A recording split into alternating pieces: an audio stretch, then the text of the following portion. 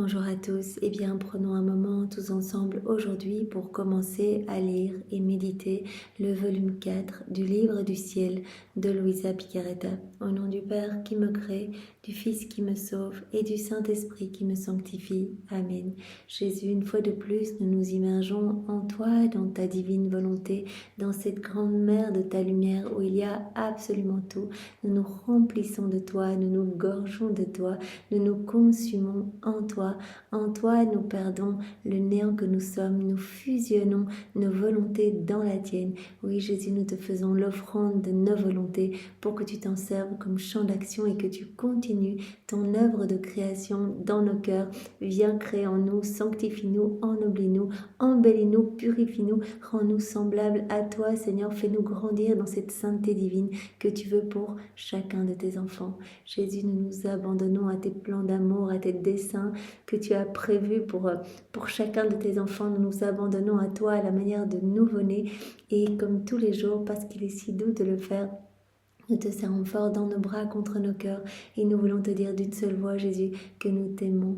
Nous voulons t'adorer, te louer, te bénir, te glorifier, t'honorer, te remercier, t'embrasser, te serrer, nous prosterner à tes pieds, le tout avec ta volonté à toi, au nom de toutes les générations humaines, en réparation pour tous ceux qui ne t'aiment pas, qui te tournent le dos, qui ne pensent jamais à toi, qui saccagent tes églises, tous ceux qui commettent des actes sacrilèges, tous ceux qui prononcent des paroles qui te blessent, blasphématoires, qui blesse le cœur de ta maman, pour tous les péchés des hérétiques, des infidèles, des schismatiques, des sectaires, de ceux qui se débaptisent, de ceux qui n'ont pas foi ou plus foi en ta miséricorde.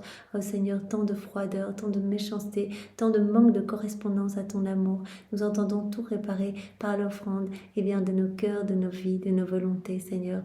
Oui, nous voulons vraiment que chacun de nos mouvements, conscients, inconscients, internes, externes, puisse être une offrande d'amour pour toi, comme un petit chant, un hymne de louange pour toi, Seigneur, pour te consoler, pour consoler ta maman. Et nous voulons à chaque instant te donner toute cette gloire que tu aurais dû recevoir des âmes si elles n'avaient pas quitté ta divine volonté, si elles s'étaient conformées à tes grâces et étaient devenues toutes des âmes saintes. Voilà, nous voulons également à chaque instant te donner toute la gloire que tu aurais dû recevoir de tous tes saints dans le ciel si tous leurs actes sur la terre avaient été accomplis dans ta divine volonté. Nous voulons également te donner toute la gloire que tu devrais recevoir des âmes qui se trouvent au purgatoire, toute la gloire que tu aurais dû recevoir des âmes réprouvées si elles n'avaient pas choisi toutes seules de s'arracher de ton cœur pour aller se perdre, et également la gloire que tu aurais dû recevoir des éléments créés si chacun de ces éléments avait été doté de raison. Seigneur, voilà, nous te faisons l'offrande de ce que nous sommes. Nous voulons être vraiment des petites sentinelles d'amour pour toi et nous te demandons d'être notre sentinelle. Tu sais combien pour nous il est facile de faire, comme Louisa a appelé cela, les petites escapades, de quitter ta divine volonté. Alors garde-nous vraiment continuellement enchaînés à ton cœur par ces douces chaînes d'amour, ces chaînes de lumière, ces liens de filiation, de paternité, et que rien ni personne ne puisse nous détacher de toi, Seigneur, que nos yeux ne regardent que toi à chaque instant, que nos bouches ne s'ouvrent que pour te louer, que pour te bénir, que nos oreilles n'entendent que ta voix, que nos pensées ne soient tournées que vers toi. Oui, ordonne-les, Seigneur. Viens, Seigneur, et que nos mains ne soient, qu'à travailler pour ta gloire, ne se lève que vers le ciel, que nos pieds ne marchent que vers toi, que nos cœurs ne palpitent qu'à l'unisson avec ton Sacré-Cœur et qu'à chacun de ces battements, tu reçoives de l'honneur, de l'amour au nom de tous. Voilà, Seigneur, nous te demandons vraiment cette grâce d'un plus grand abandon, d'une plus grande confiance et de pouvoir t'aimer avec ton amour à toi. Nous nous rappelons de ce passage dans le volume 3 que nous venons de terminer, où tu demandais à Louisa vraiment qu'elle t'aime avec ton amour et tu l'avais ornée de toutes ces petites clochettes. En fait, tu t'étais montrée avec ce vêtement bleu ciel et ces petites clochettes autour de la taille et tu avais dit à Louisa, voilà, chaque clochette scintille de l'amour pour toi et t'appelle à m'aimer. Tout comme la création, chaque élément créé nous sert vraiment d'enseignant pour aimer notre Créateur. Tout nous parle de cet amour, tout est manifestation de cet amour et nous pousse à aimer Dieu. Alors Seigneur, puissions-nous t'aimer avec ton amour à toi, avec cet amour vrai, Embrasse-nous, enflamme-nous, Seigneur, que vraiment nous puissions être ces brasiers, vraiment, et que nous puissions travailler à faire descendre ton royaume ici-bas. Pour ça, Jésus, marque-nous de ce sceau royal, le sceau de ton divin fiat, et remplis-nous de ta présence, de ton amour, de ton Esprit Saint. Viens nous disposer maintenant chacun pour que nous puissions comprendre ce passage, ces différents passages que tu veux nous donner aujourd'hui. Tu ne fais pas que nous parler comme ça, mais tu nous donnes en même temps. À chaque fois que tu nous parles de quelque chose, tu viens placer la semence du bien dont tu nous parles dans notre cœur. Donc c'est intéressant. Aujourd'hui, on va parler de cet amour vrai et c'est magnifique. Ça veut dire que Jésus veut qu'on soit mais des brasiers, mais qu'on soit enflammé de son amour et qu'on ne pense qu'à l'aimer en fait. Et que vraiment cela déborde sur tous nos frères et sœurs et qu'on puisse être vraiment ces flammes d'amour.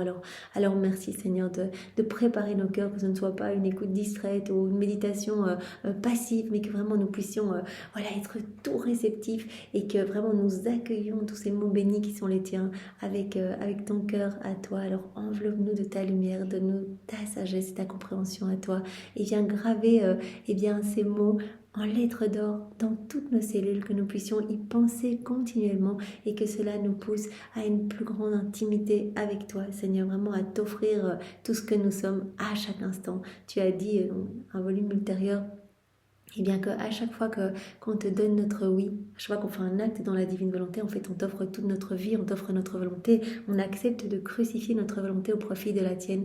Et tu as dit à chaque fois, j'accueille en fait cette offrande comme si vous m'offriez tout, mais pour la première fois.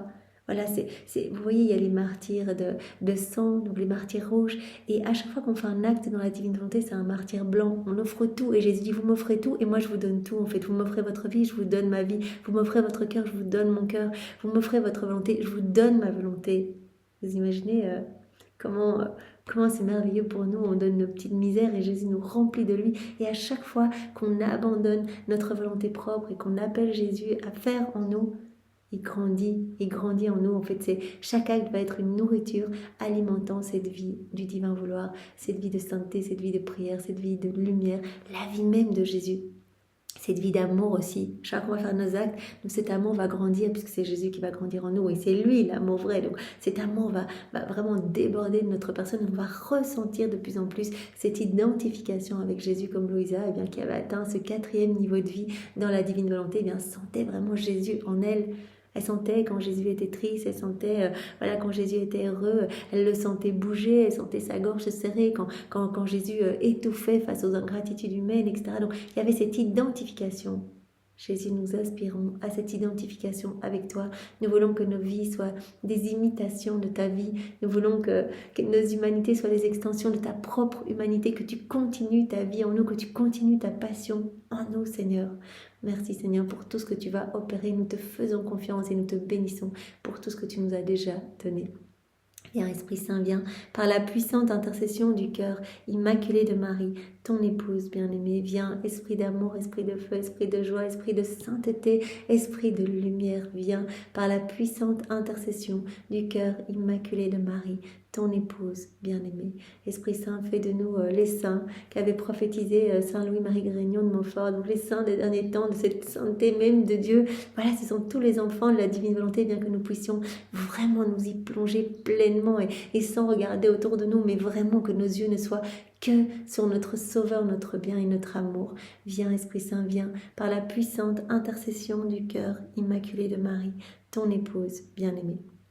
Donc, voilà, nous avons choisi de moduler à nouveau ce volume 4 en chapitres. En fait, moi, ça m'aide grandement et je crois que c'est comme ça que le Seigneur me guide pour vraiment que ces vérités soient mâchées, soient mastiquées, qu'elles puissent vraiment s'imprimer dans nos âmes. Et bien voilà, donc nous allons vraiment décomposer ce volume par thématique, mais tous les passages, toutes les vérités, bien sûr, seront brossées. On ne va pas en laisser une de côté parce que toutes sont magnifiques et chaque vérité, comme Jésus nous l'a dit, est une vie divine qui nous transforme, qui nous façonne, une vérité qui nous nourrit. En fait, chaque vérité a cette vertu créatrice, donc quelque chose se crée en nous. Donc voilà, le premier chapitre, nous l'avons intitulé « Laisse-moi ». Donc c'est Jésus qui parle « Laisse-moi te parler de l'amour vrai ». S'il nous parle, c'est qu'il veut que nous devenions tout amour. Alors avec comme premier point, l'amour vrai est nourri de l'espérance. Donc c'est la première page de ce volume, à la date du 5 septembre 1900. Donc l'espérance, la nourriture de l'amour. Au cours des derniers jours, donc c'est notre sœur Louisa qui parle, au cours des derniers jours, puisque mon adorable Jésus ne se faisait pas voir, j'avais perdu espoir de le retrouver. Je croyais même que tout était fini pour moi. Elle perd un peu l'espérance. Les visites de notre Seigneur et l'état de victime. Ce matin, Jésus béni est venu. Il portait sur la tête une horrible couronne d'épines. En gémissant, il s'est placé à mes côtés dans l'attente d'obtenir du soulagement. Louisa, elle s'est offerte en âme victime. On a vu beaucoup ça dans les premiers volumes. Voilà, Louisa qui s'offre, qui prend sur elle toutes les souffrances de Jésus, qui le console, qui répare Jésus, qui prend, comme Jésus lui a demandé beaucoup dans le volume 2, voilà, viens et retire les insignes de ma passion. Donc là, elle voit Jésus couronné d'épines, ce sont toutes nos mauvaises pensées, toutes nos pensées d'orgueil, etc. Ça, Jésus nous l'avait dit. Et donc, elle prend la couronne d'épines, elle la place sur sa tête, elle la place sur la tête de Jésus, une couronne de gloire, d'amour, de chants d'oiseaux, de rire d'enfants, une couronne d'or, en fait. Elle le reconnaît au nom de tous ceux qui ne le reconnaissent pas. C'est quelque chose qu'on peut faire, nous aussi. Louisa, c'est notre chef de file, donc vraiment, même si on ne voit pas Jésus, nous, voilà, comme elle pouvait le voir quand son âme quittait son corps, bien sûr, l'intention est très puissante et l'intention suffit à changer la finalité de tous nos actes. Et donc si on ferme les yeux, qu'on dit Jésus, j'ai l'intention d'être près de toi, par exemple dans chaque ciboire, chaque tabernacle, chaque hostie consacrée, c'est ce que Jésus avait d'ailleurs demandé dans cette neuvaine préparatoire à la fête de Noël, il me semble, il avait demandé à Louisa d'être toujours avec lui 33 fois par jour, et bien dans le tabernacle avec Jésus. Pourquoi? Parce que dans chaque hostie, il y a toute la vie de Jésus. Jésus veut tout nous donner, donc nous unir à lui et dire, voilà Jésus, là tu souffres en fait à chaque instant de ta vie, tu as souffert, tout n'a été que souffrance imposée par ta divinité à ton humanité pour nous réhabiliter à vivre dans le royaume de la divine volonté. Alors je m'unis à toi Seigneur dans tout ce que tu répares, dans toutes tes prières, etc. Donc vraiment nous pouvons le faire à chaque instant. Vous imaginez 33 fois par jour comme Jésus l'a demandé à Louisa, en fait c'est une fois toutes les 20 minutes, en fait c'est tout le temps quoi. Le chiffre c'est symbolique, c'est les 33 années de la vie de Jésus, mais c'est en fait c'est tout le temps penser à Jésus, s'unir à lui, le soulager de ses peines, réparer. C'est ça que Louisa est en train de faire. Elle voit Jésus, elle lui retire sa couronne d'épines. En gémissant, Jésus s'est placé à mes côtés dans l'attente d'obtenir du soulagement. Alors tout doucement, j'ai enlevé sa couronne d'épines et pour lui faire davantage plaisir, je l'ai placée sur ma tête. Ensuite, il m'a dit, ma fille, l'amour est vrai lorsqu'il est soutenu par l'espérance. Ça veut dire, ne te désespère pas, ne te décourage pas. Une espérance persévérante. Donc, vous vous rappelez, on avait vu la foi, l'espérance, la charité, ces 3 vertus théologales, c'était dans le volume 2, il me semble. Et Jésus avait montré que c'était vraiment comme un grand feu. La charité, c'était le feu, il doit être alimenté par la foi et l'espérance, vraiment qui nous réfère à nouveau à ce mystère trinitaire, en fait. Vraiment, et ils sont inséparables, en fait. Et donc, la charité, l'amour vrai doit être nourri vraiment de l'espérance. Donc un amour vrai doit être nourri de l'espérance. C'est ce que Jésus dit ici, une espérance persévérante. Car si aujourd'hui j'espère et demain je n'espère pas, l'amour devient boiteux. Donc pour nous, voilà, ne perdons jamais l'espérance. Vraiment restons forts, voyons les choses du ciel et vraiment mettons-nous en marche pour accueillir et recevoir ces trésors célestes. C'est ça en fait. L'âme qui a l'espérance, elle est inébranlable. Vous vous rappelez ce qu'on avait vu, hein, voilà, elle marche, c'est comme un bouclier pour cette âme. Plus on lui donne la nourriture de l'espérance, donc à cet amour vrai, plus il devient robuste et vivant. Toujours l'image du feu, voilà, plus on alimente ce feu, plus il devient robuste et vivant. Donc la nourriture de l'amour vrai, c'est l'espérance. Mais si l'espérance vient à manquer, le pauvre amour devient d'abord malade et en demeurant seul et sans soutien, il finit par mourir totalement. Si l'espérance n'y est plus, d'espérance persévérante, eh bien, voilà, l'amour va devenir un peu bancal, boiteux et finalement va mourir. Par conséquent, aussi grandes que soient tes difficultés, tu ne dois jamais, par crainte de me perdre, t'éloigner de l'espérance, même pour un instant. Donc Louisa, elle a très peur parfois que son état ne soit pas conforme à la volonté de Dieu. Elle dit, mais en fait, je ne te vois plus, je souffre plus. Donc c'était vraiment les deux choses qui me maintenaient dans cet état d'âme victime. Et donc, voilà, parfois elle se décourage un peu. Jésus dit, ne manque jamais, ne perds jamais l'espérance. Même si tu ne me vois pas. Et c'est ça la plus grande souffrance de Louisa, quand elle ne voit pas Jésus, quand elle en est privée physiquement. Donc ne perds jamais l'espérance, ne t'éloigne jamais de l'espérance, même pour un bref instant, parce que l'espérance va nourrir ton amour en fait. C'est la nourriture de l'amour vrai. Au contraire, en surmontant tout, tu dois faire en sorte que ton espérance te trouve toujours unie à moi. Alors ton amour aura la vie perpétuelle. Donc quoi qu'il nous arrive, on doit garder l'espérance et rester unis à Jésus, lui faire confiance. Par la suite, Jésus continua de venir, mais sans ne plus rien me dire. Deuxième point, l'amour vrai n'est jamais seul, il doit déborder. Voilà. Alors c'est à la date du 23 octobre 1900. Ce matin, j'ai reçu la Sainte Communion, et mon adorable Jésus me fit voir mon confesseur qui avait l'intention de me faire souffrir la crucifixion. Je sentais que ma pauvre nature en éprouvait de la répugnance, non parce qu'elle ne voulait pas souffrir, mais pour d'autres raisons, qu'il n'est pas nécessaire de décrire ici. Donc souvent le confesseur, voilà, comme elle est sous obéissance, eh bien, lui demande la crucifixion, donc elle va la demander sous obéissance à Jésus qui lui partage la crucifixion pour atténuer la justice divine, pour atténuer, comme on l'a vu, les châtiments, etc. Donc elle est cette âme victime. Donc là, elle a un petit peu de répugnance, non parce qu'elle ne veut pas souffrir, mais pour d'autres raisons. Comme s'il voulait se plaindre de moi, Jésus dit au Père confesseur, « Elle ne veut pas se soumettre. » Je fus attendrie par la plainte de Jésus. Le Père me renouvela l'ordre et je me suis soumise. Après que j'eus souffert quelque temps, comme le Père confesseur était présent, le Seigneur me dit « Ma bien-aimée, voilà le symbole de la très sainte Trinité. Moi, le Père confesseur et toi. » Parce que Louisa aussi, sa plus grande croix, c'est quand elle ne voit pas Jésus, mais aussi, elle nous l'a dit, elle va nous le lire dans volume 4, la plus grande souffrance aussi, c'est de chaque fois qu'il y ait ce confesseur au milieu, en fait. Donc elle a essayé, on a vu tout le volume 1 et 2, elle a essayé de dire à Jésus, mais s'il te plaît, est-ce qu'on ne peut pas faire ça juste entre nous? Est-ce que tu ne peux pas toi-même me sortir de ces états de pétrification? Parce que Louisa, en fait, tous les soirs, son âme quitte son corps. Et en fait, c'est le confesseur qui, par une bénédiction, une petite croix sur sa main, la fait revenir, en fait, la fait revenir dans son corps. Chaque fois, l'âme attend à côté du corps. Vraiment, elle a dit, je n'ai jamais fait attendre le confesseur, mais elle a demandé à de nombreuses reprises à Jésus de la libérer du confesseur. Et Jésus, chaque fois, dit, non, tu dois me faire confiance. En fait, Jésus va lui expliquer qu'il veut que l'Église soit à ses chevets. Il veut qu'il y ait un confesseur qui s'intéresse à ce qu'elle vit.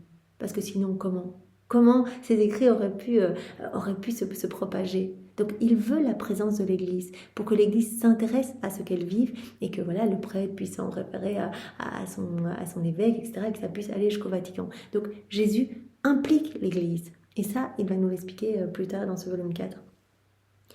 Et donc, il lui dit ici, voilà, le symbole de la très sainte Trinité, c'est moi, le Père, confesseur, et toi. Ici, la Trinité, c'est toi, moi et le confesseur. On agit ensemble. Depuis toute éternité, mon amour n'est jamais demeuré seul. Il a toujours été uni dans une union parfaite et réciproque avec les personnes divines. L'amour vrai, il n'est jamais seul. Moi, je veux, que le confesseur soit impliqué. Voilà, ça représente cet amour trinitaire, en fait.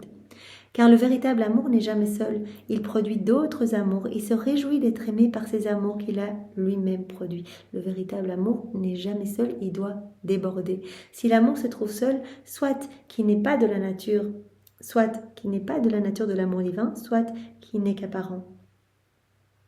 Donc si l'amour se trouve seul, soit qu'il n'est pas de la nature de l'amour divin, soit qu'il n'est qu'apparent.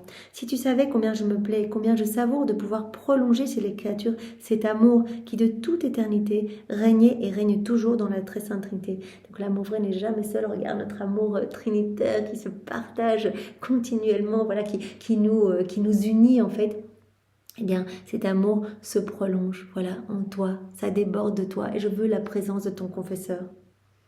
Voilà pourquoi je dis que je veux le consentement du confesseur avec son intention unie à mon intention pour continuer plus parfaitement cet amour de la très sainte Trinité.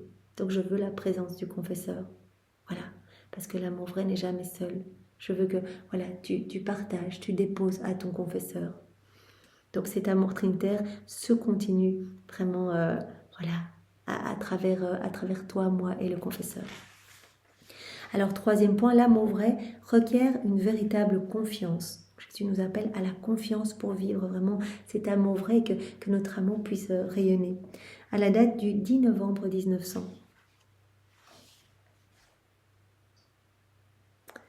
Puisque Jésus continuait d'être absent, je me sentais immergée dans la plus grande amertume. Mon âme était torturée de 1000 façons. Plus tard, je sentis comme une ombre près de moi, et sans voir mon adorable Jésus, j'entendis sa voix.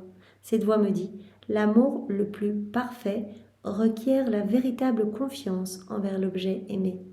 Une confiance parfaite. Jésus nous appelle une fois de plus à cette confiance, comme des nouveau-nés. Un nouveau-né ne se pose pas de question de savoir s'il est dans les bras d'un enfant de 2 ans ou de ses parents. La confiance. Jésus dit, ça vraiment, tu vas me témoigner de l'amour si tu me fais confiance. Parce que si tu me fais confiance et que tu t'abandonnes, moi je vais pouvoir travailler ton âme et je vais pouvoir créer en toi, te rendre belle, te sanctifier, etc. Donc l'amour vrai requiert la confiance. L'amour le plus parfait requiert cette véritable confiance envers l'objet aimé.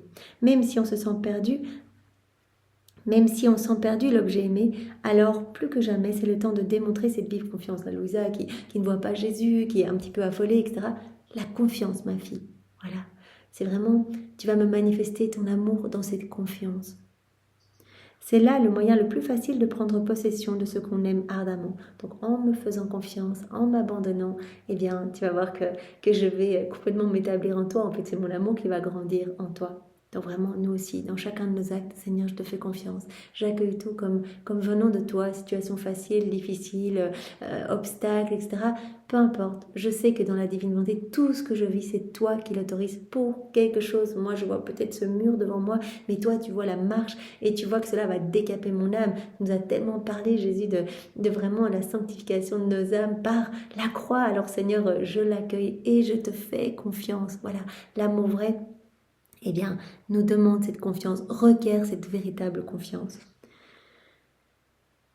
Cela dit, l'ombre et la voix disparurent. Qui pourrait décrire la souffrance que j'éprouvais de ne pas avoir vu mon bien-aimé? 4e point, l'amour vrai accueille les peines et les transforme, donc vraiment en joie en fait, les transforme en douceur. Donc transforme les souffrances en joie et l'amertume en douceur. Donc l'amour vrai va tout accueillir. Voilà Seigneur, ce que tu veux, je le veux moi aussi. Je sais que voilà, ce que je vis, tu le veux pour moi. Et c'est le meilleur. Et je te fais confiance. Donc j'accueille tout Seigneur. Et donc l'amour vrai transforme les souffrances en joie et l'amertume en douceur. À la date du 25 novembre 1900.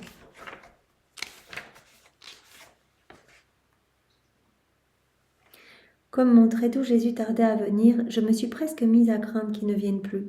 Mais à ma grande surprise, et tout à l'improviste, il est venu plus tard et m'a dit « Ma bien-aimée, veux-tu savoir quand on accomplit vraiment une œuvre pour une personne qu'on aime?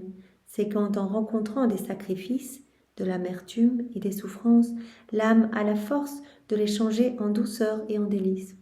Voilà les choses difficiles que je dois vivre, je les change en douceur, en délices. Parce que, comme Jésus nous l'a déjà appris, il va encore nous le dire et nous le redire tout au long des 36 volumes. Voilà, moi, durant ma vie, je ne regardais pas les contrariétés, les oppositions, les humiliations, les croix, etc. Et pourtant, tout n'a été que souffrance en Jésus. Je ne regardais pas mes souffrances, mais je regardais les fruits de mes souffrances. Le bien qui allait découler de ces souffrances, les âmes qui allaient être sauvées, les âmes qui allaient revenir à moi, qui allaient reprendre leur place d'enfants de Dieu, qui allaient reprendre cette place qu'avait Adam dans son état d'innocence. Donc Jésus ne regardait pas ses souffrances elles-mêmes, mais le fruit de ses souffrances. Et donc l'âme qui aime vraiment, qui laisse Jésus en fait vivre en elle, c'est ça en fait, quand on laisse Jésus vivre en nous, bien cet amour vrai va s'installer en nous, puisque c'est Jésus l'amour. Donc bien sûr que plus on va faire nos actes, au plus cet amour va grandir en nous. Et donc Jésus dit, voilà, l'âme qui aime vraiment, en fait, elle va tout accueillir, elle va me faire confiance et elle va réussir à changer ses amertumes en douceur, se dire, mais oui, c'est pas évident, mais Seigneur, c'est merveilleux parce que c'est une occasion de me rapprocher de toi, tu continues ta passion en moi et je t'aime et je suis contente de coller à toi à la croix et je suis contente et heureuse de pouvoir te soulager un petit peu. C'est dans la nature du véritable amour de transformer les souffrances en joie et l'amertume en douceur. Si la personne expérimente le contraire, c'est signe que ce n'est pas le véritable amour qui agit. Voilà, si on se rebelle dans les souffrances, voilà, Jésus nous dit, mais alors c'est pas le véritable amour. Voilà, l'amour vrai, il accueille tout. Il accueille tout ce qui vient et il transforme tout en joie. Oh, de combien d'œuvres on entend dire « je la fais pour Dieu », mais si dans les contrariétés on revient en arrière, on démontre que ce n'était pas pour Dieu qu'on agissait, mais pour son propre intérêt et pour le plaisir qu'on en éprouvait.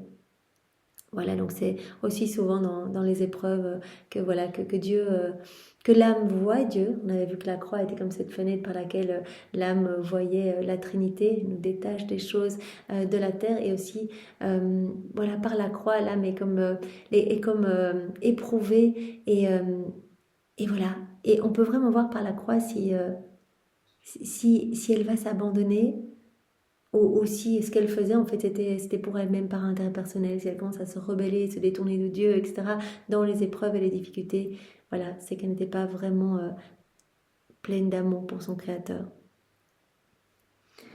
Alors, en 5e point, l'amour vrai est ingénieux, compatissant et prend sur soi les souffrances de l'être aimé.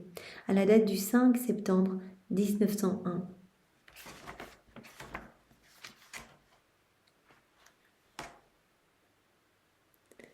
Lorsque mon bien-aimé Jésus revint, j'éprouvais presque la crainte de ne pas correspondre aux grâces que le Seigneur me fait. À la suite de cette parole qu'il m'a dite antérieurement et qui s'était imprimée en moi, au moins sans reconnaissance. Donc Jésus va nous parler plus tard. Voilà, il a dit à Louisa, mais je veux que tu sois toujours dans l'action de grâce, quoi que tu vives. Et Louisa, vraiment, on peut la regarder au milieu de ses souffrances, dans son lit, paralysée, à ne plus savoir manger, dans ses vomissements, vraiment dépouillée de tout, qui a connu tellement de difficultés. On l'a vu dans ses premiers volumes avec voilà, ses confesseurs qui ne la croyaient pas au début, les prêtres, les docteurs, sa famille qui pensaient qu'elle feignait un état de maladie, etc. Donc elle a connu tellement de difficultés. Et voilà, Jésus lui a dit, quoi qu'il arrive, soit dans la reconnaissance, soit dans la louange, en fait. Accueille tout, vraiment comme des bénédictions, comme des cadeaux d'amour, de prédilection, pour vraiment que je puisse travailler ton âme. Donc là, voilà, elle a peur de ne pas correspondre aux grâces. Elle se dit, j'ai tellement reçu, j'ai peur de ne pas correspondre à tes grâces, Seigneur. En me voyant avec cette crainte, Jésus me dit, ma fille, courage, ne crains pas, l'amour suppléera à tout.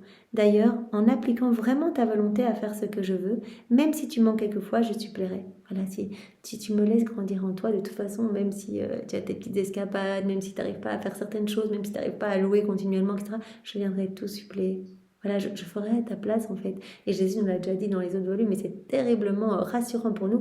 Il nous avait dit, voilà, si tu n'arrives pas à faire tes actes, par exemple que tu oublies, je regarde l'intention. Donc voilà, si tu t'es levé, que tu m'as offert ta journée, tu as dit non pas ma volonté Père, mais la tienne, etc., tu m'as offert ton cœur, ta vie, et puis tout au long de la journée, tu essayes vraiment de tenir à moi, toutes les fois tu oublies en raison de tes faiblesses, des circonstances extérieures, etc., de faire tes actes en union avec moi, je viendrai suppléer, c'est moi qui les ferai en toi.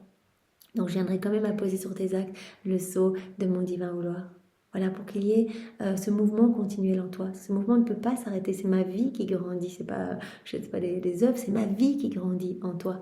Donc je ne veux pas que ça s'arrête. Donc Jésus nous le dit tout le temps. En fait, je regarde ton intention et je viens suppléer à tout. L'amour vrai, il supplée à tout. Je suis amour et je viendrai compenser pour ce que tu n'arrives pas là, si tu n'arrives pas à louer, etc. Je viendrai vraiment le faire. Si ton intention est de le faire, eh bien voilà, même si ton intention est de mourir d'amour pour moi, même si tu vis une sécheresse spirituelle pas possible, eh bien j'accueillerai vraiment cette offrande, voilà, comme si tu mourais réellement pour moi à chaque instant. Voilà, Jésus regarde à chaque fois notre intention. Donc si on lui dit, mais Jésus, je veux t'embrasser avec les baisers de Maman Marie à chaque instant, à chaque battement de mon cœur, etc., jusqu'à mon dernier souffle, Jésus reçoit cela.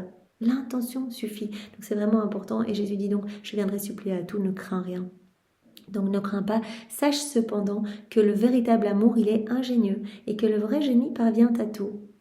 Quand un amour aimant se trouve dans une âme, un amour qui se désole des souffrances de la personne aimée, comme si ces souffrances étaient siennes, un amour qui en vient à prendre sur soi de souffrir ce que devrait souffrir la personne aimée, cet amour-là est le plus héroïque. Dis voilà, je veux qu'il soit rempli de cet amour vrai. Donc un amour ingénieux, voilà, qui parvient à tout. Un amour qui a la compassion, en fait, de l'être aimé. Donc voilà, je veux que tu aies toujours compassion de moi. Parce que Jésus veut qu'on brûle d'amour pour lui. Il dit, je suis un amoureux transi pour vous, en fait. Jésus, il nous aime tellement. Il dit, mais si vous voyiez mon amour, mais vous en mourriez de joie, en fait. Tellement vous êtes bombardés de mais je t'aime, mais dans le vent, dans les petites feuilles qui bougent, dans le parfum des fleurs, dans ce que vous mangez, vous buvez, toutes les saveurs, les textures. Tout vous dit mon amour. Donc, je veux que vous m'aimiez en retour avec mon amour à moi. Et l'amour vrai, en fait, il se désole des souffrances de l'être aimé. Donc je veux que vous ayez compassion de mes souffrances, d'où l'importance de méditer, de rentrer dans ces 24 heures de la passion, être avec Jésus, nous unir à lui à chaque instant, tout le temps dire Jésus, je suis unie à toi dans tout ce que tu souffres, parce que ce qu'il a vécu, bien, c'est toujours un acte de se donner. Et un amour véritable, eh bien, il va prendre sur lui, il est prêt à prendre sur lui les souffrances de l'être aimé. Donc il est ingénieux, il a la compassion et il prend sur lui les souffrances de l'être aimé. Cet amour-là, Jésus dit, il est héroïque.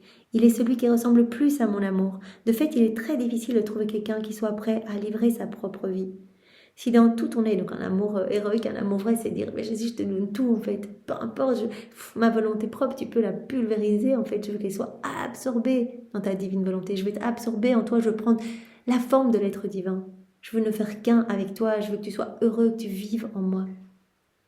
Donc quelqu'un qui est prêt à donner sa propre vie, Jésus dit, ça c'est vraiment un amour héroïque. Donc les âmes qui vivent dans la divine volonté, à chaque instant, elles vivent cet héroïsme de l'amour. À chaque fois, je bois un verre dans la divine volonté, je fais ma vaisselle, je nettoie, enfin les petits actes du quotidien. Chaque fois, on donne tout. Et on s'unit à Jésus dans ses peines. Et on désire ardemment les prendre sur nous, tellement on aime de plus en plus Jésus. Si dans tout ton être, il n'y a rien d'autre que de l'amour, alors si tu n'arrives pas à me plaire d'une façon, tu arriveras à le faire d'une autre. Je te dis de plus que si tu es en possession de ces trois amours, donc un amour ingénieux, le véritable amour c'est l'amour ingénieux, l'amour qui a compassion et l'amour qui désire prendre sur soi les souffrances de l'être aimé. Donc je te dis en plus que si tu es en possession de ces trois amours, il m'arrivera comme il arrive à quelqu'un qui est injurié, offensé, outragé par tous, bien que parmi tant de gens, il y en ait un qui l'aime, qui a pitié de lui et qui fait réparation pour tous. Que fait cette personne? Elle fixe son regard sur la personne aimée et trouvant en elle la réparation, il oublie tous les outrages et il donne ses faveurs et ses grâces à ceux-là même qui l'outragent. Donc Jésus dit, en fait, voilà, il y a tellement de personnes qui m'outragent. Mais si toi, tu es là à réparer, à t'unir toujours à moi, avec cet amour vrai en toi qui veut apaiser mes peines et mes souffrances, qui veut continuellement être près de moi, me consoler et réparer pour tes frères et sœurs, eh bien, il m'arrivera comme cette personne qui se trouve au milieu d'une foule qui lui crache dessus, etc. Mais il y a une personne dans cette foule qui l'aime et qui a pitié, qui a compassion, qui veut vraiment soulager les souffrances de cette personne qui se trouve au milieu, eh bien, cette personne qui est outragée va fixer ses yeux sur la personne qui lui amène de l'amour. Et cela va la soulager de tous les opprobres et toutes les méchancetés des autres personnes. Et elle va être poussée, cette personne qui est outragée au milieu, elle va être poussée à aimer ceux qui l'outragent, à déverser des grâces supplémentaires. Donc Jésus dit, parce que tu me fais réparation, parce que tu laisses cet amour vrai couler en toi et que tu veux continuellement m'accompagner, me soutenir et m'aimer, moi, ma justice est apaisée. Et je vais pouvoir regarder ma miséricorde plutôt que les offenses que l'on me fait. Alors, 6e point, l'amour vrai chez une âme la pousse à vouloir partager mes souffrances. C'est Jésus qui nous le dit. Donc ça va dans le même sens que ce qu'on a vu précédemment. Donc ça la date du 24 février 1902.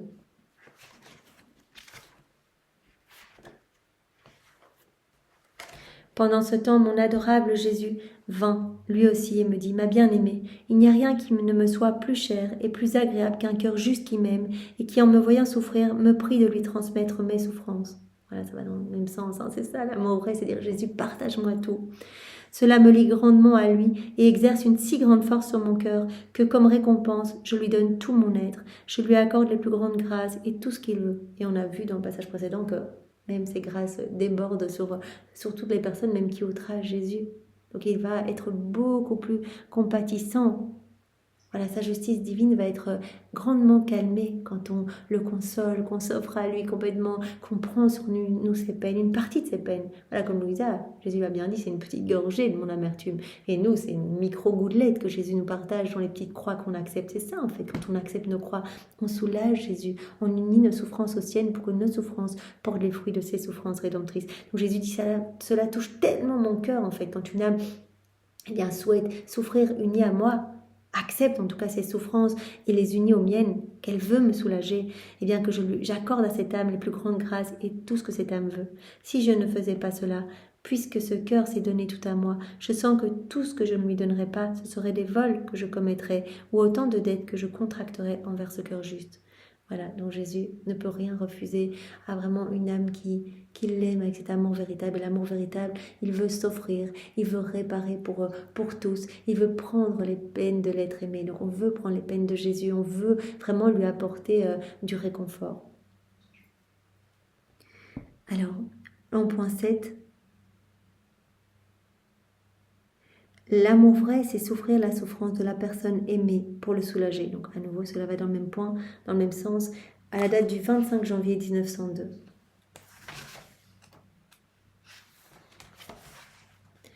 Ce matin, après m'être donné beaucoup de peine, mon adorable Jésus est venu. Dès que je le vis, je lui ai dit, mon bien-aimé, je n'en peux plus. Amène-moi une fois pour toutes avec toi dans le ciel. Ou bien, reste pour toujours avec moi sur cette terre. Supporte plus cette séparation d'avec Jésus. Il me dit, laisse-moi voir un peu où en est arrivée la fièvre de ton amour. Comme la fièvre naturelle qui, quand elle arrive à un degré élevé, a la puissance de consumer le corps et de le faire mourir, ainsi la fièvre de l'amour, lorsqu'elle arrive à un degré très élevé, a la puissance de dissoudre le corps et de faire prendre à l'âme son envol tout droit vers le ciel. Jésus nous l'avait dit d'ailleurs dans le volume 3 que nous venons de voir, et il nous le redira encore dans ce volume-ci. En fait, il y a deux manières par lesquelles l'âme se décroche du corps, en fait. C'est premièrement par l'amour. En fait, c'est l'amour qui fait que l'âme se décroche et va retrouver son bien-aimé. Et deuxièmement, ou alors c'est la souffrance. C'est vraiment par la souffrance, alors l'âme se décroche du corps. Et donc, Jésus dit, allez, pour que tu prennes ton envol définitif vers le ciel, laisse-moi voir la fièvre de ton amour. Je veux que tu brûles d'amour, que tu sois en fait complètement consumé par mon amour, que tu sois en fait complètement rempli de moi. Et à ce moment-là, ton âme pourra s'envoler définitivement vers le ciel. Donc laisse-moi prendre la température de ton amour, la fièvre de ton amour. Pendant qu'il disait cela, il prit mon cœur entre ses mains, comme pour l'examiner, et il poursuivit. Ma fille, la force de la fièvre de ton amour n'est pas encore à point. Il en faut encore un peu. Alors, on saute bien, on est au volume 4, il y en a 36. Jésus doit encore vraiment beaucoup enseigner Louisa et nous enseigner à travers ces vérités qu'il lui donne. Il manifesta qu'il voulait déverser en moi son amertume, mais je ne lui ai rien dit. Alors presque en me grondant, il ajouta, « Ne connais-tu pas ton devoir ?» Donc Jésus dit, « Oh, maintenant, ma fille, je voudrais te partager mes souffrances. » Et Louisa, elle dit rien. Elle dit pas oui directement d'emblée. « La première chose que tu devrais faire lorsque tu me vois, c'est d'observer s'il y a quelque chose en moi qui m'afflige ou me rend amère, et de me prier de déverser cela en toi. » C'est ton rôle d'âme victime. Regarde, dès que tu me vois, première chose à faire, est-ce qu'il y a quelque chose qui t'outrage, mon Jésus? Et si oui, donne-moi. Je veux partager tes peines et tes souffrances. Et nous, à notre petite échelle, voilà, on peut dire, Jésus, je veux m'unir continuellement à toi dans chacune de tes peines. Je veux que tu partages en moi, voilà, une partie de tes souffrances. Viens, Seigneur, tu peux déverser dans mon cœur. C'est cela le véritable amour, souffrir les souffrances de la personne aimée pour pouvoir s'assurer que la personne qu'on aime est totalement heureuse, vouloir vraiment la soulager, l'apaiser. Vous vous rappelez quand Louisa avait soigné Jésus, elle avait retiré sa couronne d'épines, etc. Puis elle avait vraiment eu cet élan d'amour, de dire j'ai envie de mettre un petit onguent sur toutes tes plaies, en fait, un petit baume d'amour sur tes plaies. Et en fait, elle avait vu vraiment de l'huile en fait sortir de sa poitrine pour tous les actes qu'elle avait fait dans la divine volonté. En fait, c'était comme cette résignation à la volonté de Dieu, ça avait produit cette huile en fait qui soulageait Jésus. Donc vraiment, en nous résignant à la divine volonté, en nous abandonnant entre les bras de Jésus, en lui faisant confiance, en l'accueillant, en gardant toujours cette espérance ferme et en nous unissant à lui continuellement, on va lui apporter ce soulagement. Il va pouvoir continuer sa vie en nous et donc déverser en nous ses peines et continuer sa passion à travers notre humanité. Un peu embarrassée, je dis Seigneur, tu peux déverser. Il déversa en moi son amertume et disparut. 8e point, l'amour vrai chez une âme la rend inséparable de moi, nous dit Jésus. Donc vraiment, l'âme qui aime Jésus avec cet amour vrai ne peut pas se perdre.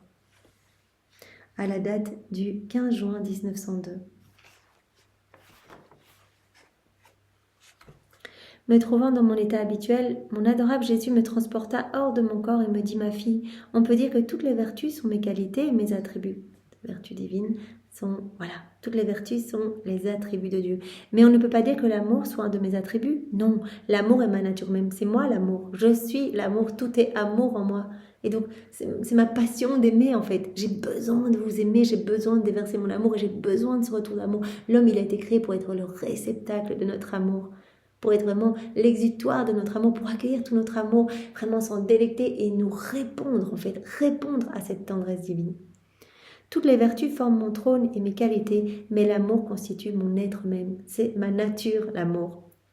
Donc vraiment, on comprend bien que plus on va faire nos actes dans la divine volonté, au plus cette vie d'amour va grandir en nous, puisque c'est Jésus qui va prendre de plus en plus de place en nous. C'est lui, la divine volonté, qui grandit en nous.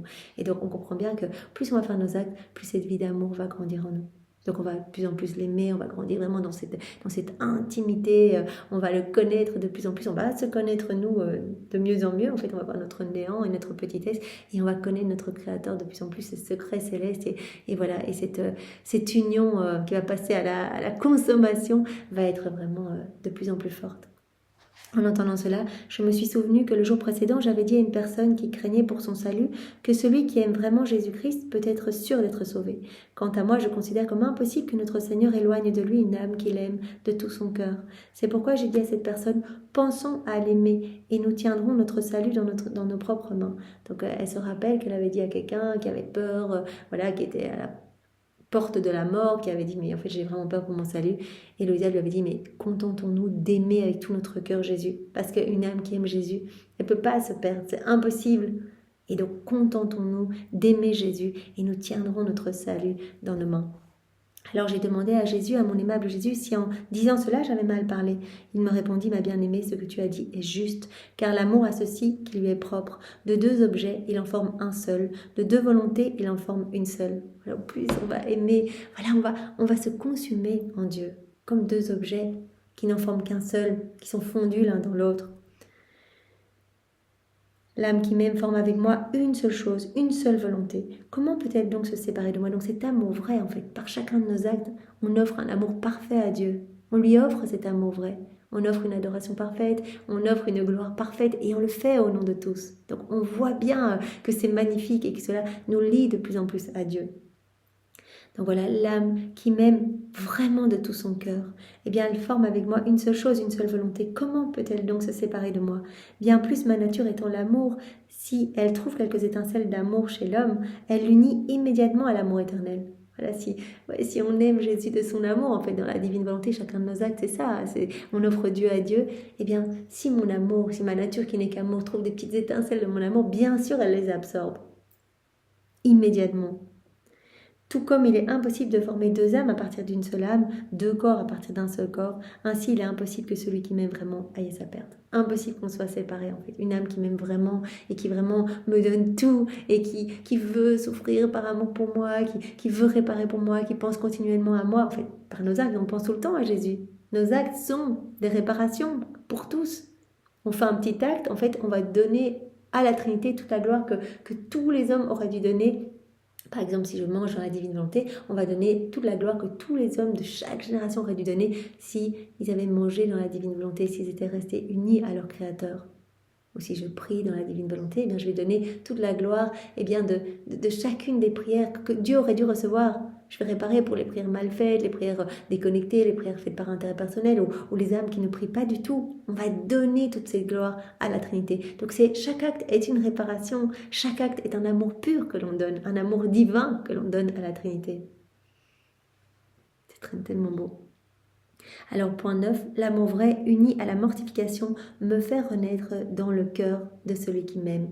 Voilà, donc l'amour vrai uni toujours croix à la mortification, eh bien Jésus dit me fait complètement renaître, en fait c'est moi qui vais vivre dans cette âme qui m'aime vraiment.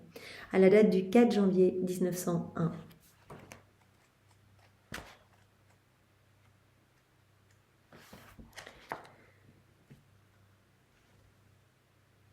Après avoir vécu des jours très amers de privation et d'inquiétude, je sentais à l'intérieur de moi un mystérieux enfer. Sans la présence de Jésus, toutes mes passions sont sorties à la lumière et, chacune répandant ses ténèbres, elles m'ont couvert d'obscurité, de sorte que je ne savais plus où je me trouvais. Donc Jésus autorise aussi ces réflexions en Louisa. Elle dit, mais là, j'ai un petit peu quitté la divine volonté, etc. Eh bien, en fait, je vis vraiment, voilà, je sens les troubles qui reviennent, etc. Toutes mes passions ressortent à la lumière. Donc Jésus qui nous appelle à cette inséparabilité, à rester toujours unis à lui. Combien est malheureux l'état d'une âme sans Dieu. Il suffit de dire que sans Dieu, l'âme qui vit encore sur la terre éprouve l'enfer à l'intérieur d'elle. Et pourtant, Louisa, on le sait, depuis son deuxième mariage mystique, elle est complètement unie. Elle a eu son premier mariage mystique ici-bas sur la terre avec Jésus, en présence de Sainte Catherine de Sienne, de la Vierge Marie. Deuxième dans le ciel avec la Trinité. Et là, elle a été complètement confirmée dans la grâce, dans la divine volonté. Vraiment, elle a reçu cette grâce aussi de ne plus péché vraiment volontairement, donc elle a été libérée du péché véniel volontaire, etc. Donc elle est complètement unie à Dieu. Et puis elle a vu à la suite de ce deuxième mariage que la Trinité s'installait en elle. Donc elle est inséparable de la Trinité.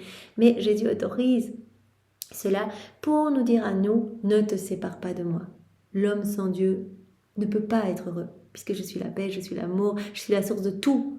L'homme va essayer de trouver une petite paix furtive dans le monde, une petite joie, un petit bonheur furtif, mais il ne sera jamais heureux. C'est moi le bonheur. Donc reste uni à moi. Si tu t'éloignes de moi, tout va être noirceur en toi. Tu vas étouffer continuellement par chacun de tes actes faits tout seul, sans moi. Tu vas étouffer cette vie divine en toi. Tu vas me placer sur la croix et tu vas alimenter au contraire une vie de mauvaise tendance, d'intérêt personnel, de mauvaise passion, etc. Donc tu vas être de plus en plus malheureux. Tu tues ce qu'il y a de divin en toi en t'éloignant de moi. Donc ça, Jésus nous le dit à travers Louisa.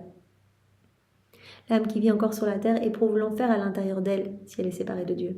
Tel était mon état, je sentais mon âme tourmentée par des souffrances infernales. Qui peut décrire ce que j'ai vécu? Pour ne pas trop prolonger, je continue.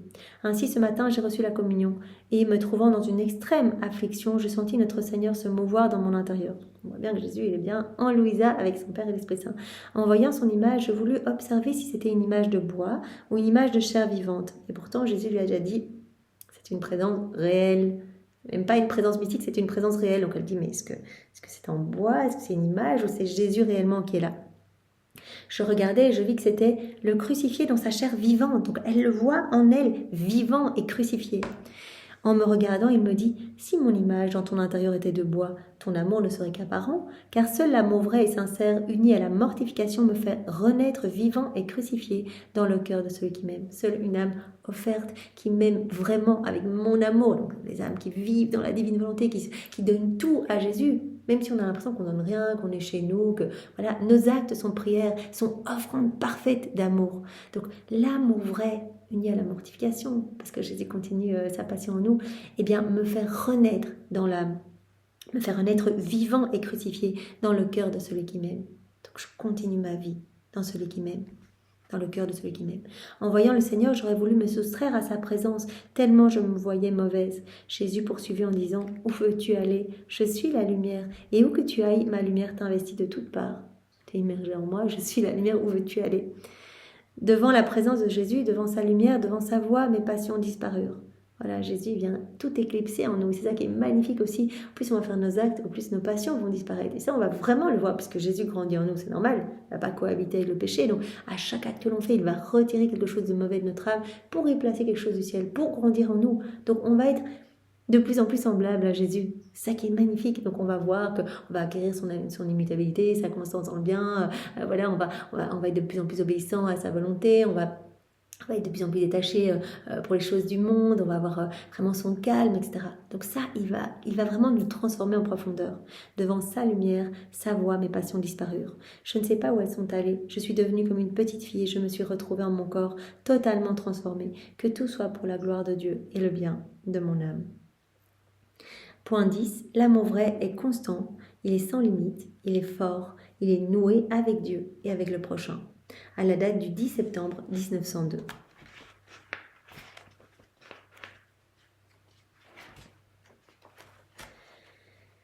Je croyais que Jésus béni reviendrait me voir selon son habitude, mais quelle ne fut pas ma déception quand, après qu'il fut décidé et que pour l'instant il ne m'amenait pas au ciel avec lui, il commença à me donner du mal à le voir. Ça, on avait vu déjà dans le volume 3 que voilà, Jésus, quand il doit châtier, il se montre voilà, sous forme d'ombre ou comme avec un voile devant lui, ou alors Louisa le voit dans son intérieur, mais dos au monde, ou les yeux fermés, etc., où il ne se montre pas du tout à Louisa parce qu'elle le désarme, elle le lit, ou alors il la met dans un état d'assoupissement, ça on l'avait vu. Il commençait à me donner du mal à le voir. Je le voyais tout au plus quelquefois à la hâte, comme une ombre ou un éclair. Ce matin, alors que je me sentais très épuisée à cause de mon continuel désir et de ma longue attente, il semble que Jésus soit venu. En me transportant hors de mon corps, il me dit « Ma fille, si tu es fatiguée, viens à mon cœur, bois et tu te rafraîchiras. » Donc toujours reste unie à moi, quoi qu'il arrive. Si tu me vois pas, ça c'est pour nous aussi. Si tu me sens pas, peu importe, reste unie à moi. Plonge-toi dans mon cœur, plonge-toi dans ma volonté. Viens boire viens boire à mon côté en fait. Viens, je vais toujours te nourrir, je suis toujours près de toi, je t'aime. Reste unie à moi. Ainsi, je me suis approchée de son divin cœur et j'ai bu à généreuse gorgée un lait mélangé d'un sang très doux. Ensuite, il me dit, l'amour a 3 caractéristiques. Il est constant et sans limite. Il est fort et il est noué en même temps avec Dieu et le prochain. Il est constant et sans limite. Il est fort, il est noué en même temps avec Dieu et avec le prochain. C'est un amour qui déborde pour Dieu et pour le prochain. Il est fort, il est constant, il est sans limite. Si dans l'âme, on ne trouve pas ces 3 caractéristiques, on peut dire que son amour n'a pas les qualités du véritable amour. Donc, un amour pour être vraiment l'amour de Dieu, en fait, pour voir si notre amour, cet amour divin, ce vrai amour, notre amour doit porter ces 3 caractéristiques. Donc, être fort, être constant et sans limite, vraiment aimer de manière constante. C'est Jésus qui aime en nous, donc vraiment il va nous pousser à aimer continuellement en fait. C'est lui qui va nous donner cette constance. On va se retrouver toute la journée à faire nos rondes, à être en prière continuelle, à parler à Jésus, à réparer continuellement. Il doit être fort, il doit être sans limite et constant et noué en même temps avec Dieu et avec le prochain. Je t'aime Seigneur et je répare pour mes frères et sœurs et je veux leur salut parce que je t'aime et que je veux que vraiment tu sois heureux, que tous tes enfants soient dans ton cœur et je ne veux pas qu'une âme se perde parce que je sais que tu souffres quand une âme se décroche de toi, c'est une partie de ton cœur qui est arrachée. Donc voilà, il faut vraiment ces 3 caractéristiques à l'amour pour qu'il soit vrai en fait. Alors, 11e point, l'amour vrai pour être parfait doit être triple. Alors Jésus dit, c'est en moi que se trouvent ces triples conditions de l'amour, à la date du 11 janvier 1902.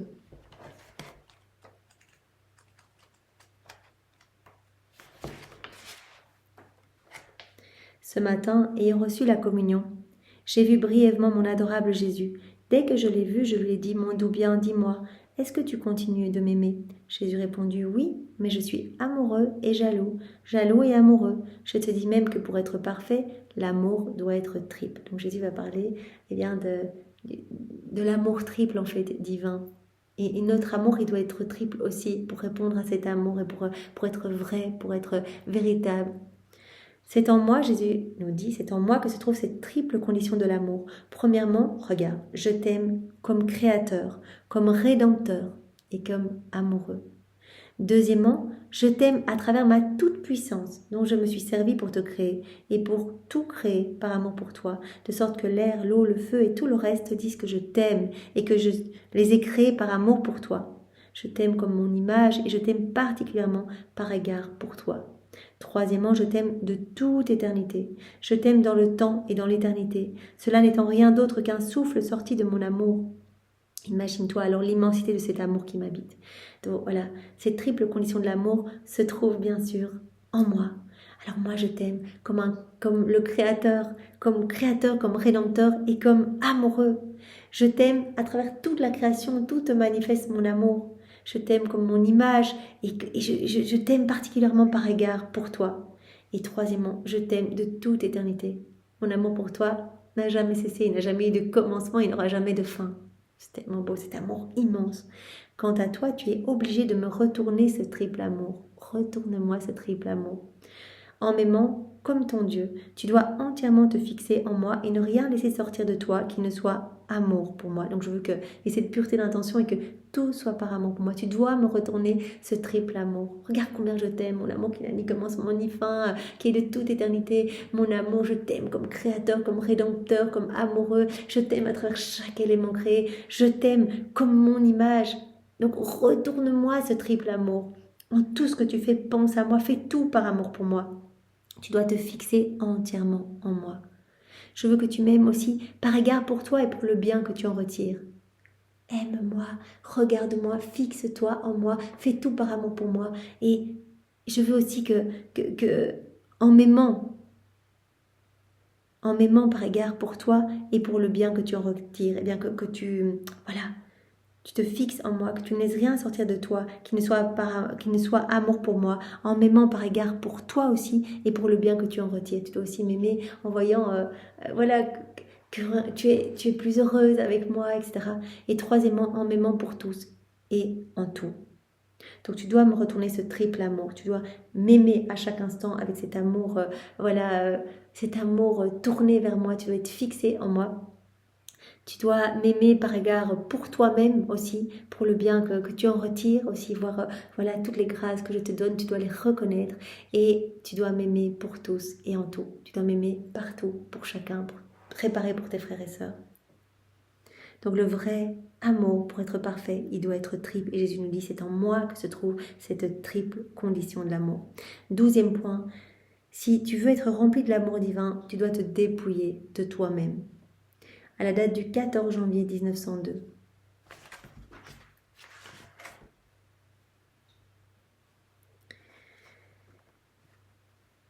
Me trouvant dans mon état habituel, mon adorable Jésus vint et me dit: Ma fille, n'est vraiment digne de moi que celui qui intérieurement s'est totalement dépouillé de lui-même et s'est complètement rempli de moi, de sorte qu'il en vienne à être totalement débordant d'amour divin. Voilà, si on accepte d'être vidé de tout, on va être rempli de Jésus, donc de son amour. Jésus, c'est l'amour, comme il a dit, c'est moi l'amour vrai.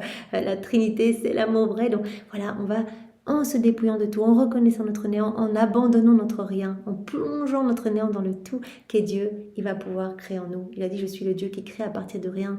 Regarde la machine de l'univers, s'il y avait quelque chose, j'aurais dû tout défaire pour tout refaire. Donc moi, je crée dans le rien. Je ne veux pas créer si c'est déjà rempli de toi-même, de ta volonté propre. Donc abandonne-moi ton rien, reconnais que tu es rien. Donc le mépris n'est louable que s'il n'est vécu dans la foi, que s'il est vécu à travers la foi. Donc Seigneur, je suis rien. Oui, je suis un petit ver qui se remue dans la boue, mais toi tu es tout. Et si je suis unie à toi, Seigneur, je suis unie au tout. Et tu vas pouvoir faire de grandes choses en moi, Seigneur. Je te donne mon rien et je reconnais mon rien pour qu'il soit capacité, pour que dans mon rien tu puisses créer, Seigneur. Comme Louisa qui disait: je suis cette petite goutte noire, mais avec toi, si je plonge ma goutte noire dans cette mer de lumière, je deviens lumière, donc je deviens tout avec toi. Voilà, l'âme qui se dépouille d'elle-même, qui reconnaît son aimant, son néant, eh bien, elle va être remplie de moi. Je vais pouvoir la remplir de moi. Elle va être débordante de mon amour divin. Ainsi, mon amour arrive à être sa vie. Et cet homme m'aime, non pas avec son amour à lui, mais avec mon amour à moi. Donc cette âme va m'aimer de cet amour divin. Pas avec un amour humain, mais un amour divin. Si on se dépouille de tout, on se remplit de Dieu. Acte après acte, Jésus nous remplit de lui, de son amour, et on va pouvoir faire déborder cet amour. Donc on va l'aimer avec son amour à lui. Il ajouta: que signifient ces paroles? Il a déposé les puissants de leur trône et il a exalté les humbles. Cela signifie qu'en se détruisant totalement elle-même, l'âme se remplit entièrement de Dieu. Et en aimant Dieu par le moyen de Dieu lui-même, elle est habitée par un amour éternel. Se détruire totalement, s'anéantir complètement, se vider de nous-mêmes, mourir à nous-mêmes, crucifier notre volonté propre pour se remplir de Dieu, se remplir de cet amour éternel. Cela est la véritable et la plus grande exaltation. C'est la plus grande exaltation, mourir à nous-mêmes pour renaître à cette vie d'enfant de lumière, nous laisser remplir de la lumière de Dieu, de son amour éternel.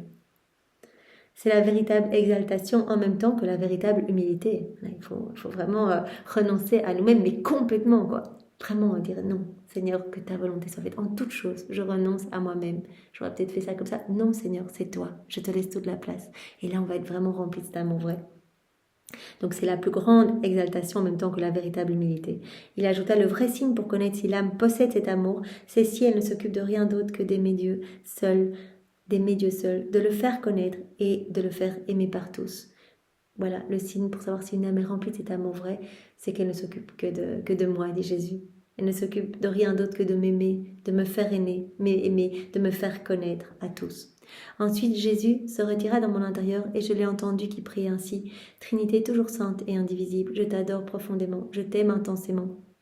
Je te rends grâce perpétuellement pour tous et dans les cœurs de tous. C'est ainsi que je passais mon temps. J'entendais presque toujours Jésus prier à l'intérieur de moi et moi je priais en union avec lui. Ça c'est ce qu'on va voir tout au long de ce volume 4. Voilà, Jésus prie tout le temps à l'intérieur de Louisa et Louisa elle unit ses prières à celles de Jésus. Jésus nous appelle vraiment à nous abandonner, à nous unir à chaque instant à lui pour que tout devienne divin. Nos actes, quand on s'unit à Jésus, deviennent remplis de l'infini et amènent cet amour parfait à la Trinité et nous transforme en profondeur.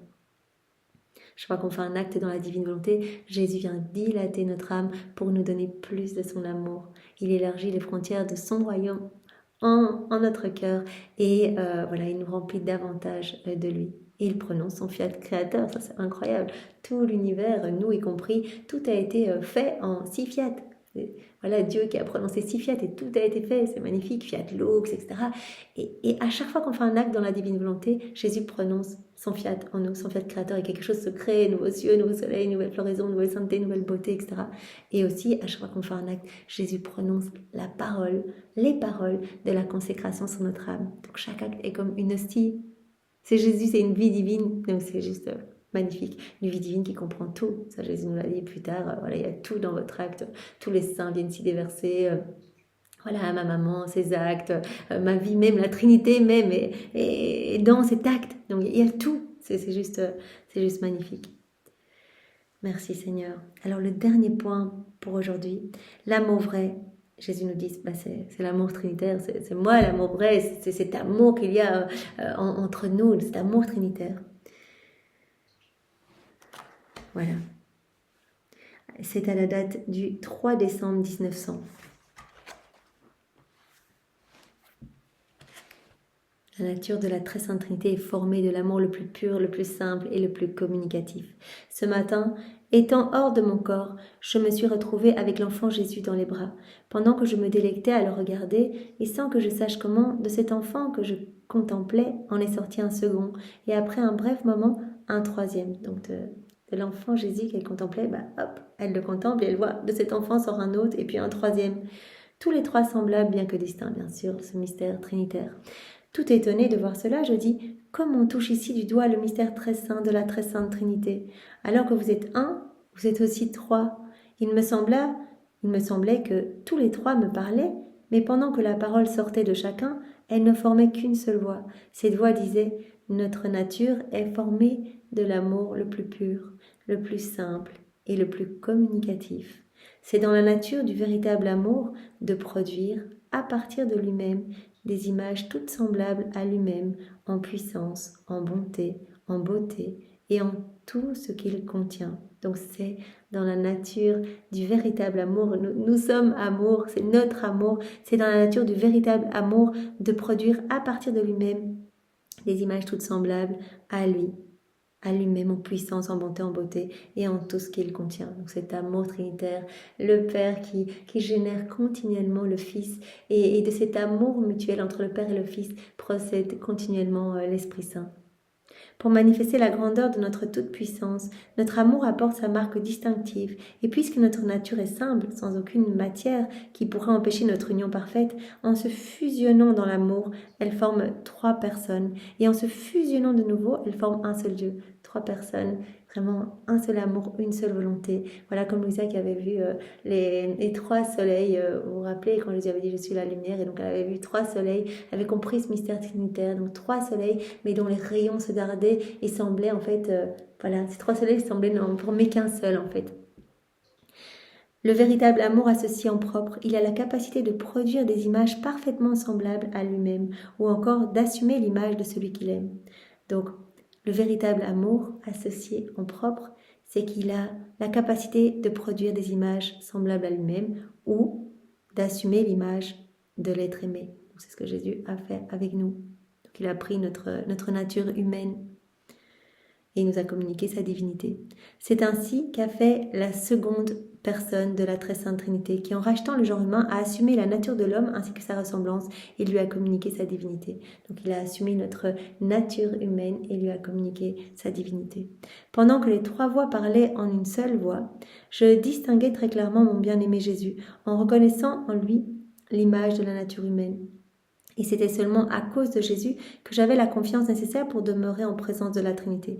Donc vraiment ce mystère trinitaire, Jésus dit, l'amour vrai, c'est notre amour trinitaire, regarde, on s'aime continuellement, c'est vraiment l'amour du Père, mon amour pour le Père, et cet amour mutuel procède continuellement à l'Esprit Saint. Et donc, Jésus dit, l'amour vrai, il a la capacité de produire des images parfaitement semblables à lui-même, ou d'assumer l'image de l'être aimé comme Jésus nous dit, comme moi j'ai fait pour vous, j'ai pris votre nature humaine. Et donc elle a vu Jésus, elle a vu vraiment cette humanité assumée par Jésus. Alors elle dit ici, il me semblait que l'humanité assumée par Jésus avait ouvert à la créature une avenue lui permettant de s'élever jusqu'au trône de la divinité pour pouvoir ainsi converser avec le Dieu 3 fois saint et obtenir de lui des torrents de grâce. Donc Jésus qui a pris notre condition humaine, notre nature humaine et il lui a communiqué sa divinité pour en fait, qu'on puisse se rapprocher de la Trinité.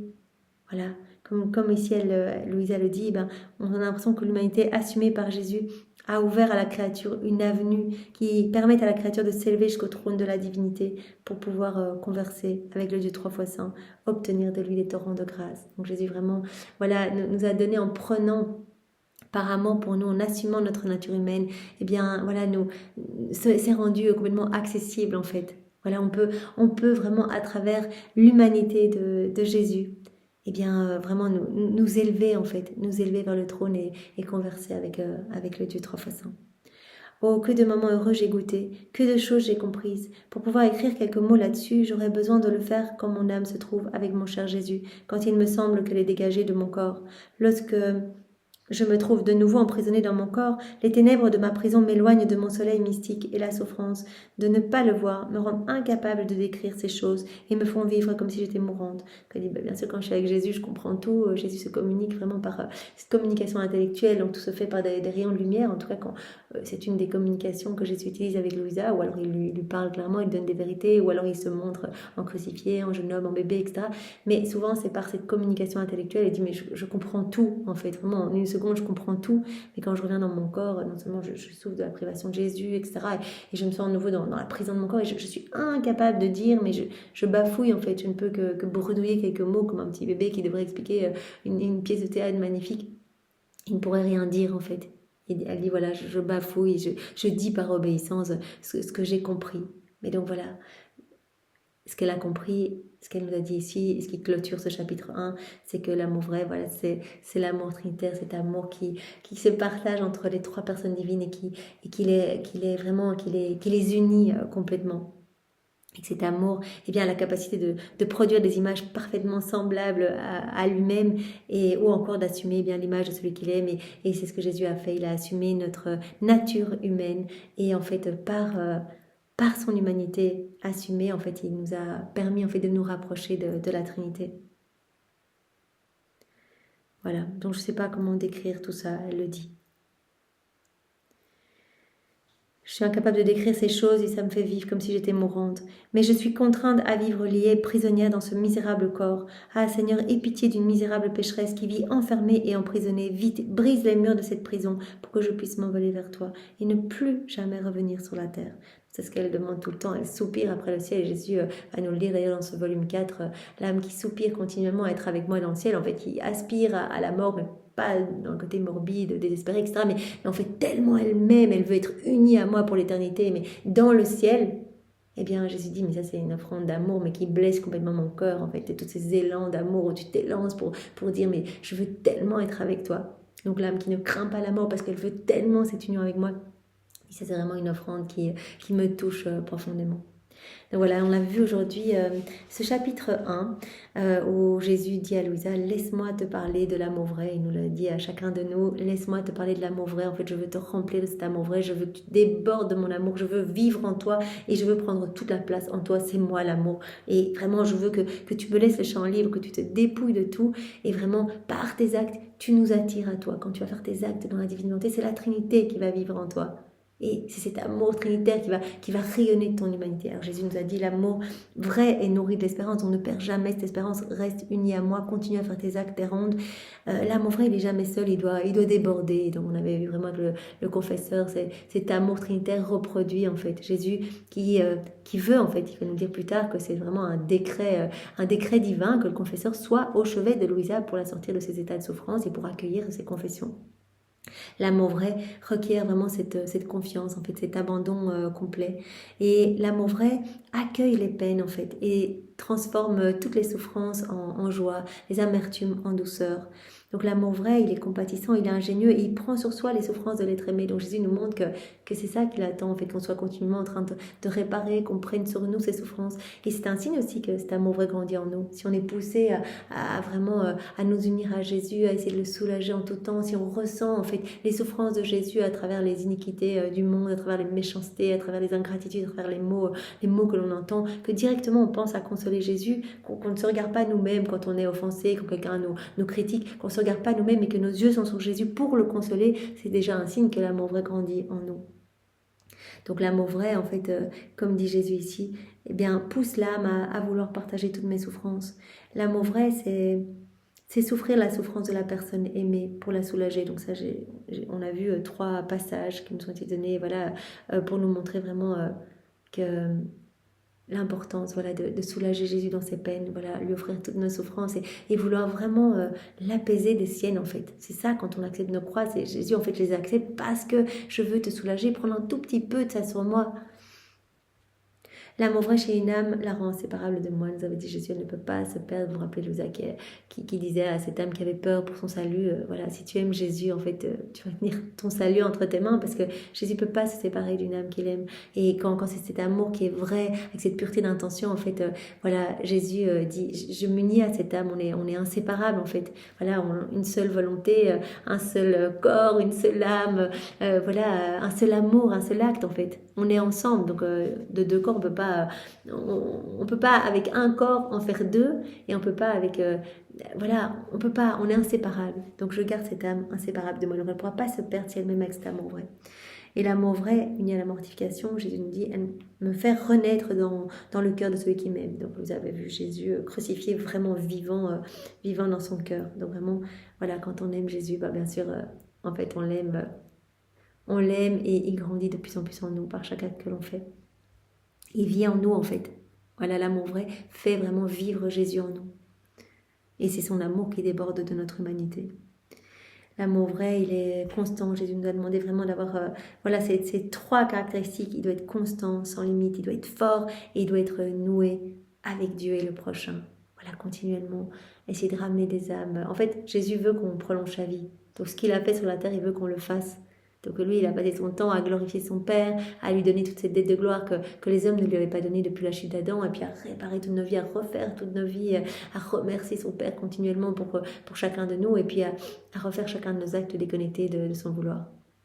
Donc il veut qu'on fasse la même chose, qu'on passe notre temps à le glorifier, à le remercier, et à prier pour nos frères et sœurs. Donc ça doit être un amour noué avec Dieu, avec le prochain, un amour constant, sans limite, fort. Donc on doit vraiment, c'est un amour qui ne doit pas s'arrêter. Si c'est l'amour de Dieu voilà, qui vibre en nous, cet amour vrai, il est continuel. Donc vraiment, on va être poussé à cette voilà, à voir la divine volonté à l'œuvre partout, à lui tenir compagnie, à suivre ses actes, à placer nos je t'aime partout sur les éléments de la création, partout dans l'œuvre de la rédemption, dans chaque sacrement, etc. On va être poussé à cela. Et alors Jésus nous a dit aussi, l'amour vrai, pour être parfait, il doit être triple. Et Jésus nous a dit, c'est en moi que se trouve cette triple condition. Jésus a dit, moi je t'aime, je suis fou d'amour pour toi. Et Jésus s'adresse à chacun de nous, je t'aime voilà, comme créateur, je t'aime comme rédempteur, je t'aime comme amoureux, je t'aime de toute éternité. Mon amour n'a jamais de commencement ni de fin. Et je t'aime à travers chaque élément créé, je t'aime comme mon image. Je veux que tu répondes à cet amour. Et je veux que tu m'aimes en fait continuellement, que tu m'aimes et que tu gardes ton attention sur moi comme ton Dieu et que tu m'aimes aussi et que tu aimes en fait tout ce que je te donne. Je veux vraiment que tu m'aimes pour tous, au nom de tous. Voilà. Alors Jésus nous a dit également, si tu veux donc être rempli de l'amour divin, tu dois te détacher de tout, tu dois te dépouiller de tout, et alors à ce moment-là, tu vas pouvoir te remplir de moi. C'est vraiment ce que Jésus nous dit depuis le début de ces volumes. Voilà, ce dépouillement, arriver à notre néant complet pour qu'il puisse nous remplir de lui, qui est amour. Et donc ça va être la véritable exaltation, et ça va être aussi la véritable humilité.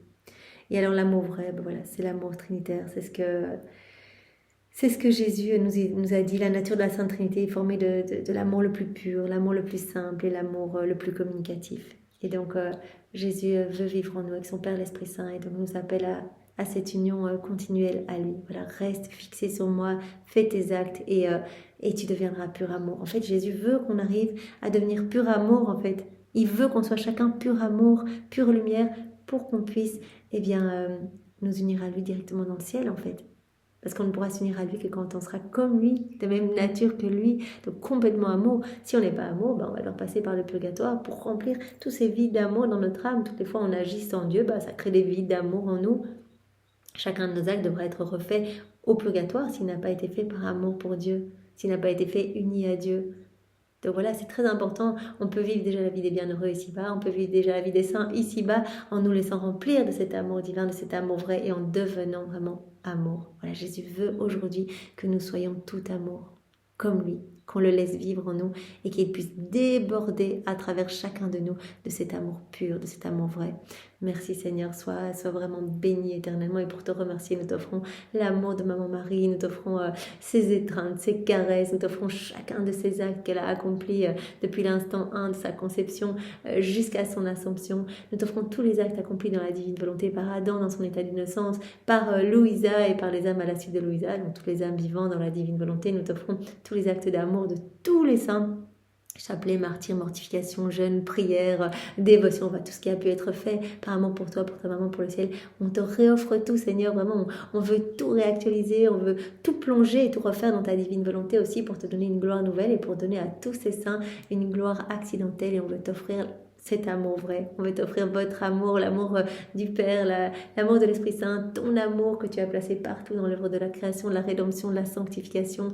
Et on veut t'offrir cet amour trinitaire, Seigneur. On veut que cet amour trinitaire déborde de chacun de nous. Et on veut également, Jésus, eh bien, t'offrir tes attributs divins qui sont cachés partout. On veut t'offrir, voilà ta puissance qui se trouve dans les vagues, ta force dans le vent, ton humilité dans la terre, ta pureté dans l'eau. On veut t'aimer avec la chaleur du soleil, avec la lumière de celui-ci, avec de ses rayons, avec le sentiment des étoiles.